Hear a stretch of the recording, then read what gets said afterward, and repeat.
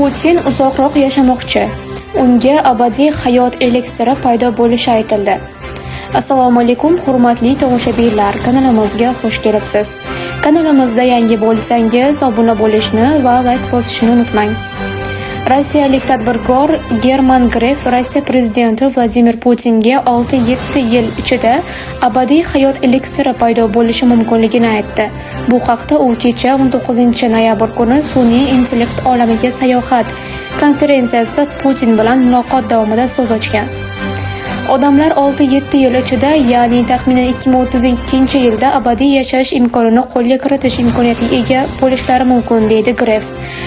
Bankir buni amerikalik futurist Raymond Kurseyevning shartlari abadiylik eliksiri haqidagi qarashi sifatida qayta gapirib bergan.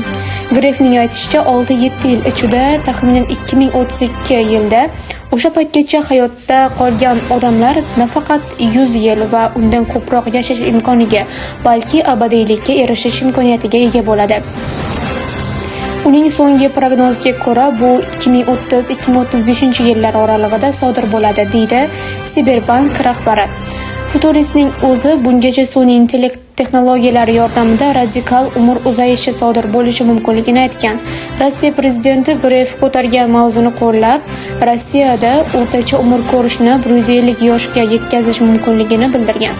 Tasdiqlanmagan ma'lumotlarga ko'ra, joriy yilning sentyabr oyida Pekindagi harbiy parad vaqtida Putin Xitoy rahbari Si Szinpin bilan o'zi uzoq vaqtdan beri qiziqib kelayotgan organizmni yoshartirish mavzusida zamonaviy texnologiyalar va organ ko'chirib o'tkazish orqali potensial abadiylik masalasini muhokama qilgan.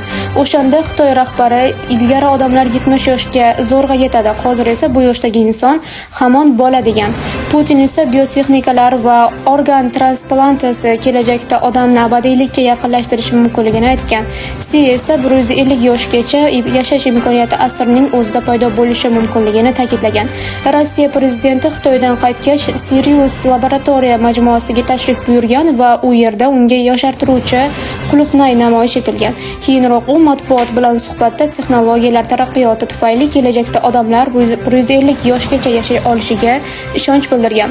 Zamonaviy sog'lomlashtirish vositalari, tibbiyot, jumladan organlarni almashtirish bo'yicha jarrohlik amaliyotlari faol hayotni bugundan ancha uzoq davom ettirishiga umid beradi, degan o'shanda u. The Times'ning yozishicha, o'tgan yili sentyabr oyida Rossiyaning yuqori lavozimli amaldorlaridan biri olimlarga qarshi bilan kurashish bo'yicha tadqiqotlarni tezlashtirish topshirig'ini bergan. Nashr ma'lumotlariga ko'ra, Sog'liqni saqlash vazirligi institutlardan hujayralarning qarishiga qarshi kurash, kognitiv buzilishlar, osteoporoz va immunitetni mustahkamlash usullari ustida ishlar haqida hisobot talab qilgan. Bu ishni Putinning yaqin do'sti 77 yoshli Kurchatov instituti rahbari Mixail Kovalchuk nazorat qildi. U parallel ravishda genetika sohasidagi davlat tadqiqot dasturiga ham rahbarlik qiladi. Dasturda Rossiya prezidentining katta qismi Mariya Volonsova ham ishtirok etmoqda.